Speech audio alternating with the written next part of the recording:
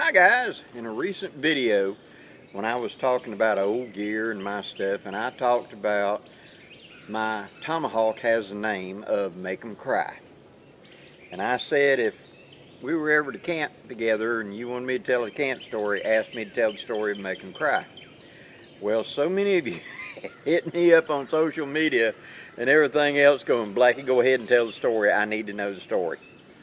Okay, so we're going to do the story right quick. So go get you a favorite beverage, sit down, kick back, and listen because I'm going to tell you a little campfire tale.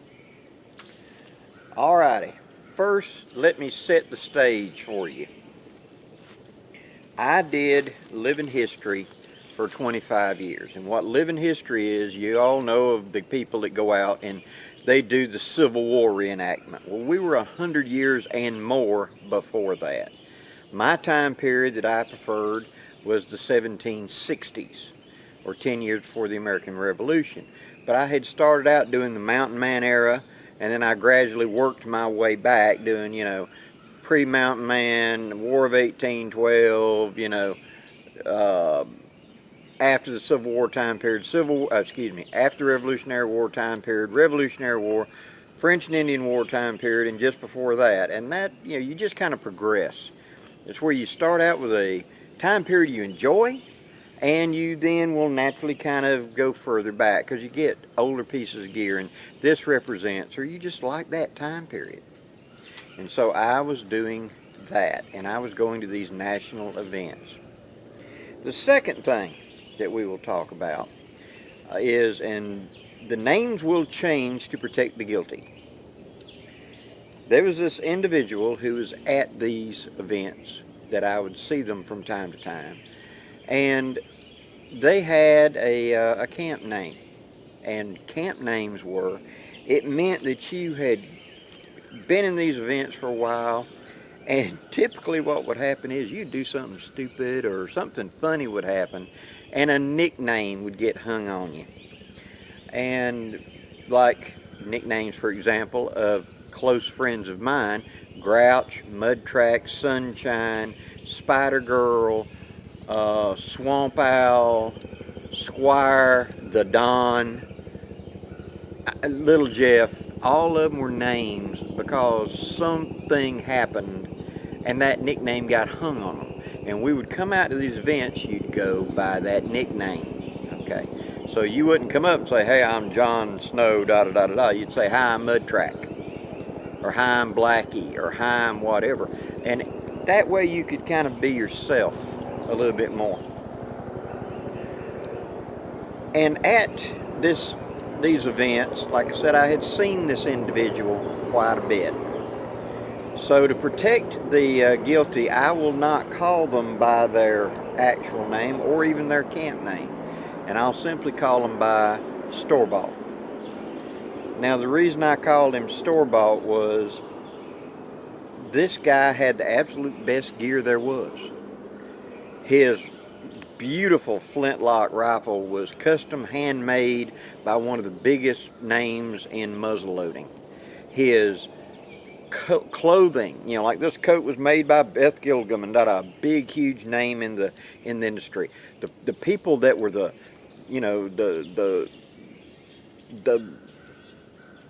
icons that we looked up to, his cook pot was made by such and such silversmiths. And I mean, it was absolutely the best, most historical gear you could get.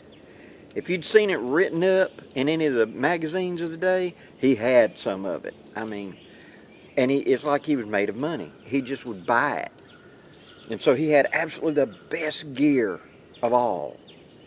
And one of the pieces of gear that's going to be relative to this story was a tomahawk. Now this was a custom-made hawk that had been made really as a presentation piece. More like something that you'd see being used by a chief or a general or some super fancy persona. It had this big crescent head on it that had inlays in it. It had this curly maple handle with inlays and things. I mean, it was something you'd put it up on the wall and put a light on it. It was a work of art. but he was carrying it as his tomahawk because this was made by such and such and such and such. And it was meant really to be a presentation piece. But dang, it was pretty.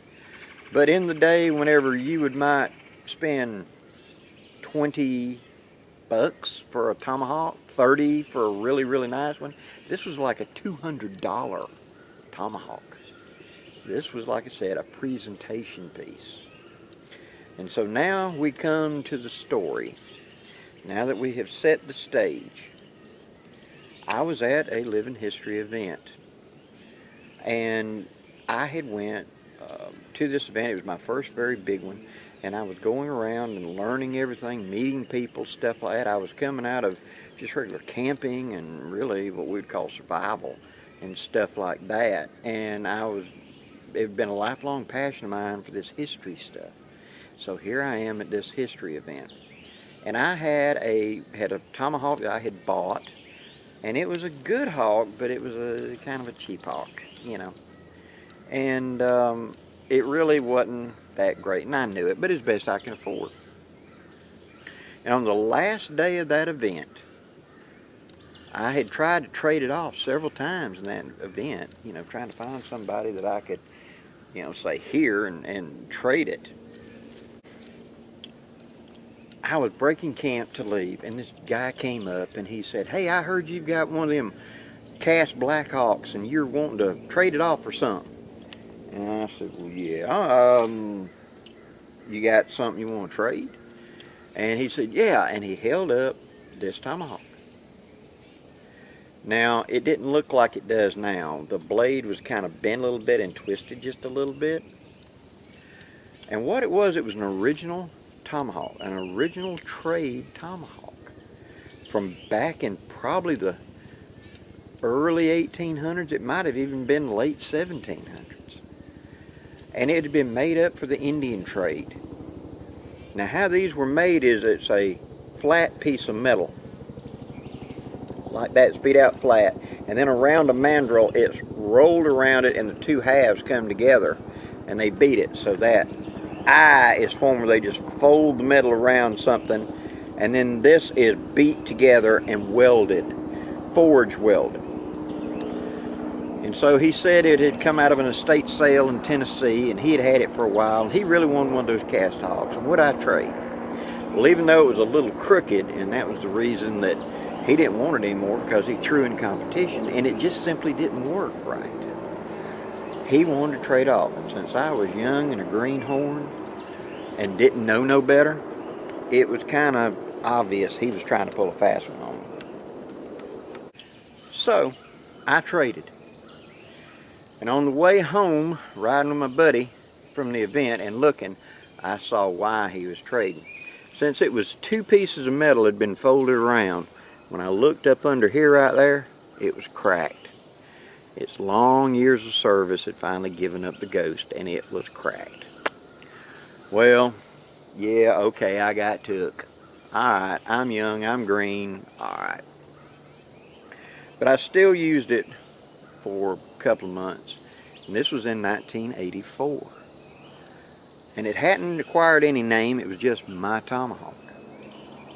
And then in 1985, you know, that was in the fall, this is in the spring, I happened to be in an event, and I went up to a blacksmith that I'd made friends with, and I said, "Is there any way we can fix this? It's cracking." He looked at it, he recognized it as being original, and after talking about it, etc., we decided to embark on a real risky idea. We were going to remake it. What we did was we heated it up in the forge, and then we started at the eye, and we used something and we split it all the way and re-separated it. Cleaned it out, squared it up, got it all twisted out where it was flat, then refolded it around the mandrel. And when it got to the final heat to weld it, he brought it out and was slapping it up on the anvil, and I was the one hitting it with the hammer. And so between the two of us, we re-welded this, and it straightened it up pretty much. It's not exactly perfect, but for what I needed, it was much better, and it took a good edge. It was a good piece of metal. For its day, it was probably a very good piece of metal. And if you look at it, there's a series of holes in it that it wore off. It probably went to a point, maybe that much longer, that's been wore off of its long life. Well, then, I'd say 1986, we come to the naming. I was at this event and they put on competitions. And one of the competitions was called a Mountain Man Walk, or a Woods Run, Mountain Man Run, something like that. And it was a challenge where you were tested for many topics at once. So there was a shooting competition. There was an authenticity competition where they looked at all your gear and accoutrements you were carrying, and a panel of judges judged on a scale how authentic your gear was for historically correct. Then there were skills of woodsman, mountain man skills, of setting a trap, of building a figure 4 trap, of building a fire with flint and steel, of carving this, doing that, etc. And then you'd have an overall score. Okay? Well, in this particular event, as we went through and we got to the end of it, I was tied with Store-Bought. He had done a lot better than me in the authenticity. I was wearing cheap po' boy hand-me-downs and things I had cobbled together myself and an old hatchet I'd reworked. And he had the state-of-the-art, oh man, you know, this stuff should be in the Smithsonian. And he was always real quick to tell you that too, just how perfect he was and how inferior you were. If you stood around him very long, he'd start picking apart all your gear of why you weren't really doing. He was, but not you. You get my drift. So, after we had came out that we were in a dead tie, the judge came up and he asked, okay, and there's about 40 or 50 contestants. He said, okay, we're going to have a tiebreaker. You guys are the ones going to pick the tiebreaker. What's it going to be? What do you think is fair between Blackie and Store-Bought would be a fair competition? They could have said any of the things we've just done. We could have had a shooting competition, a knife throwing competition, some sort of skills demonstration, even a foot race. But what they picked was a tomahawk challenge. And so what they did was, we got out there in front of the tomahawk target, and everybody watching. And they took a playing card, and they put it up onto the block, and that's the target. Now here's how the rules are. You step up, you throw, you hit the card, you stay in. If you miss the card, if it don't stick, you're out. If the other person throws and then they stick, they win, you lose. It's a sudden death. If both players stick, you do another round. If both hawks fall out, get knocked out or whatever, you do another round. If my hawk is stuck and you throw in your sticks and it knocks mine out, it counts because your impact knocked it out, say, so it's okay. So those are the simple rules. So we got up there, and of course, no pressure, right? Everybody's standing here staring at you. And we lined up, and the judge flipped a coin, and I won the coin toss. So I have to go first. Well, that was actually a disadvantage, especially as you shall see. So I stepped up to the thing, lined up, got in position, got ready and everything, and I threw, and I stuck the card. And then Store-Bought stepped up there with that super fancy tomahawk, and he rears back and he fires away, and he stuck right next to mine. And for the next 5 rounds, it was stick, stick, stick, stick, stick, stick, dead heat. And then Store-Bought decided he was going to cheat a little bit, because the rules are you have to throw another round. If you can't throw another round, you're out.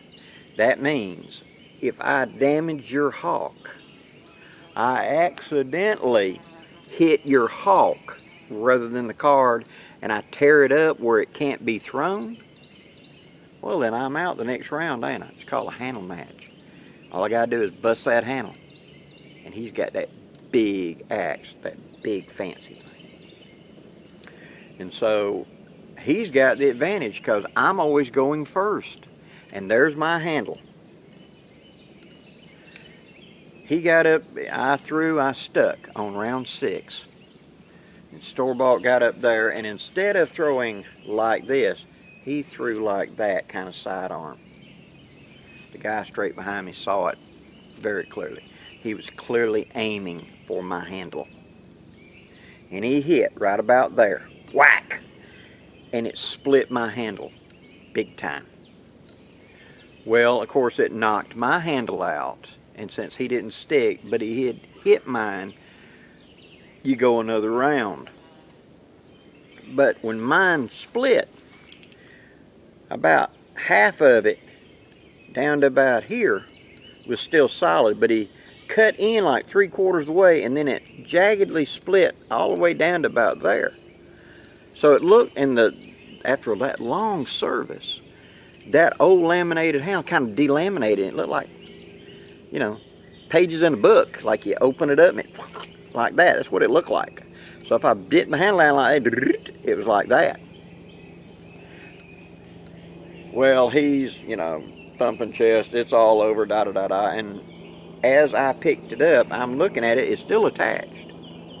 I kind of went to lining the pieces up, and where the top had kind of splintered out, I kind of bowed them over and lined it up there and kind of went squeezing and pushing it, and they kind of locked back together. And so I'm walking back to the end of the line, and he steps up back down the line. He just steps up the line, he rears back, and he throws. Whop! Throws his arms up. That's it. It's mine. I won it. I am the victor. And then he had to add insult to injury. Because then he turned and he did like that, and he pointed at me and said, and the best man won. And he walked up, heading for his hog. He thinks this is over. That's when the judge went, whoa, whoa, whoa, hold it. You went out of turn. And I looked at the judge and I said, he could go first that round, I don't just object. But it's my turn to throw. And he turns around and says, your handle's all busted, you can't throw. Well, if I stood there and kind of leaned it just right, it all stayed together. And since the back is thick, I could throw it. If I went this way, it actually would, it's kind of like an Adilat thrower. I could throw it. If I tried to do it that way, it'd just snap, see? But I lined up all them pieces back up, and it kind of clicked together. Well, after him doing that display of the best man win, Blackie ain't aiming for the card this time. And so I put everything I had into that. I launched. It's where you rear back and you put everything into it, and when you yell, it comes up from the soul. I mean, ah! And you launch. Your feet comes off the ground. You shove off so hard. And the old Tomahawk did 2 turns, and then right here at the bottom back of the eye, it hit, whack, and sunk into that wood. But moreover, what we didn't know about this presentation hawk he had was the head was brittle. Remember, this has been polished up. This is really a showpiece. It's not meant to be a working piece. And it hit right there on that eye, and that bottom of that eye went tick, and from there up, that eye went bust and just opened up. I guess it was under tension in the manufacturing. And right there was just a good nick that you could see where the axe head hit. But from there up, it was just a jagged, as if the pieces just did like that and pulled apart. The handle, that beautiful curly maple handle, split down 3/4 of it. Pieces fell off it, inlay fell out, and bam, that eye went open, and bam, it fell to the floor. Busted. I mean busted.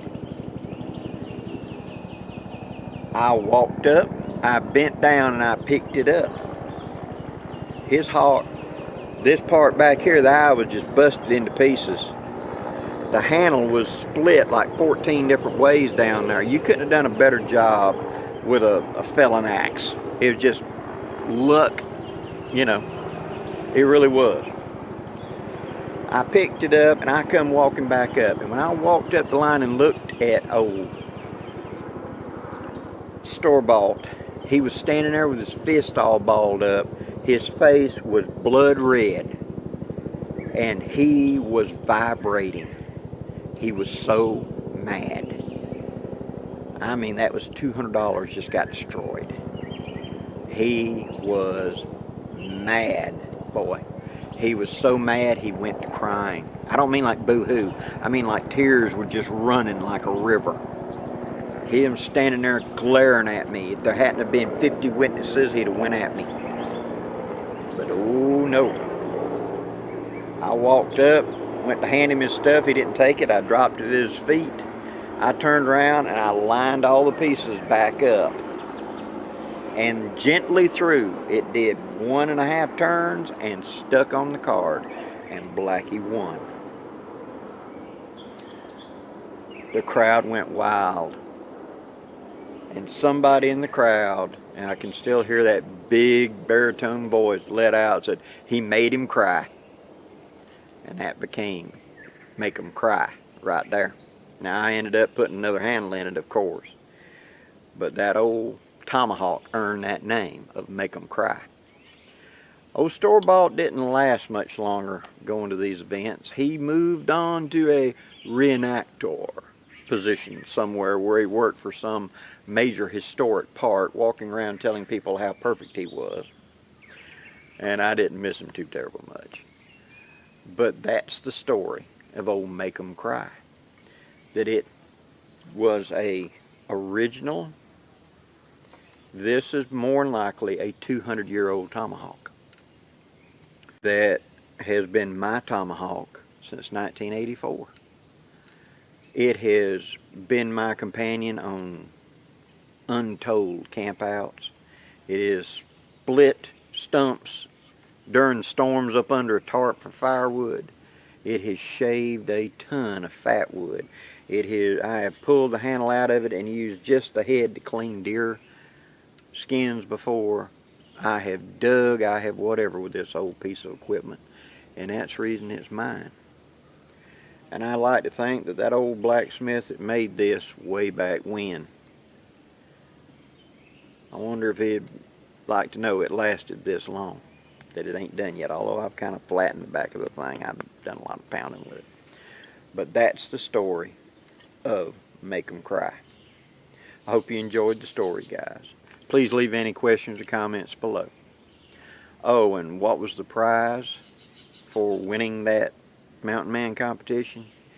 It wasn't a tomahawk. It was actually a scrimshawed powder horn. And I'll include a picture of that scrimshawed powder horn somewhere along here.